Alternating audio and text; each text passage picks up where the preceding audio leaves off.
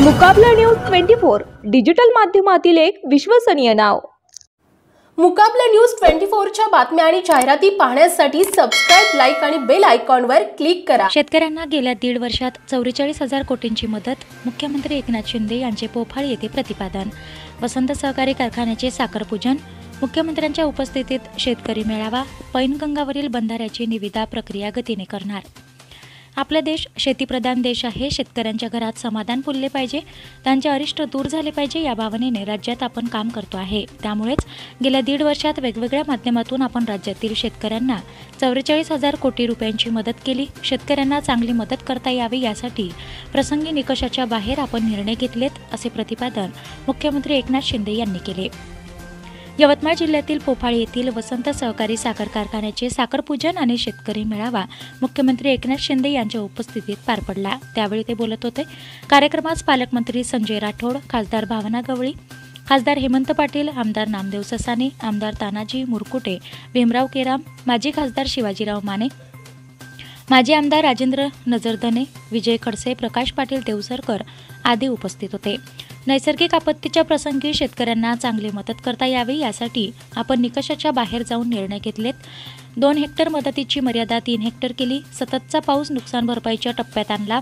केंद्र शासनाच्या वतीने प्रधानमंत्री किसान सन्मान योजनेतून वर्षाला 6,000 रुपयांची आर्थिक मदत दिली जाते। याच धर्तीवर राज्य शासनाने पुन्हा 6,000 रुपये देण्याचा निर्णय केला। त्यासाठी 5,700 कोटींची तरतूद आपण केलीत।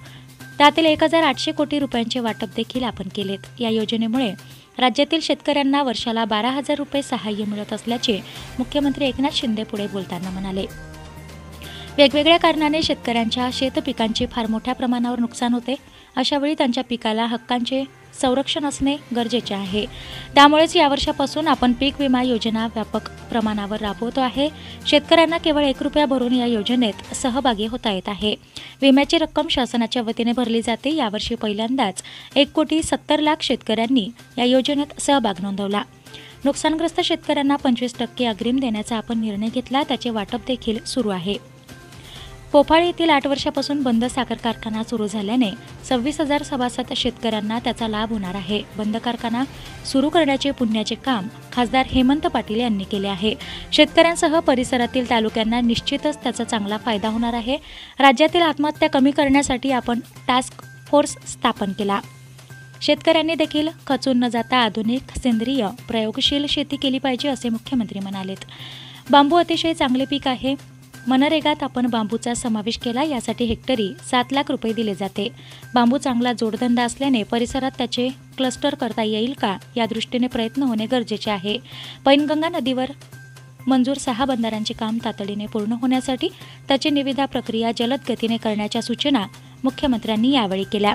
प्रास्ताविक भाषणात खासदार हेमंत पाटील म्हणाले, 50 वर्षापूर्वी वसंतराव नाईक यांनी परिसरातील शेतकऱ्यांसाठी साखर कारखाना सुरू केला। आज हा कारखाना सुरू होताना अतिशय आनंद होत आहे।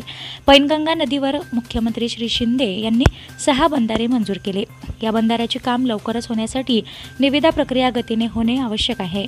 बंधाऱ्यामुळे परिसरात 75,000 हेक्टर क्षेत्राला लाभ होणार असल्याचे खासदार पाटील म्हणाले। आमदार नामदेव ससाने यांनी देखील मनोगत व्यक्त केले। यावेळी मुख्यमंत्री श्री शिंदे यांच्या हस्ते कृत्रिम अंग वाटपाचे उद्घाटन तसेच मुख्यमंत्री आपल्या दारी अंतर्गत मुख्यमंत्री जनकल्याण कक्षाच्या सौजन्याने तयार करण्यात आलेल्या पुस्तिकेचे विमोचन करण्यात आले। कार्यक्रमास ऊस उत्पादक शेतकरी मोठ्या संख्येने उपस्थित होते। मुकाबला न्यूज 24 डिजिटल माध्यमातील एक विश्वसनीय नाव।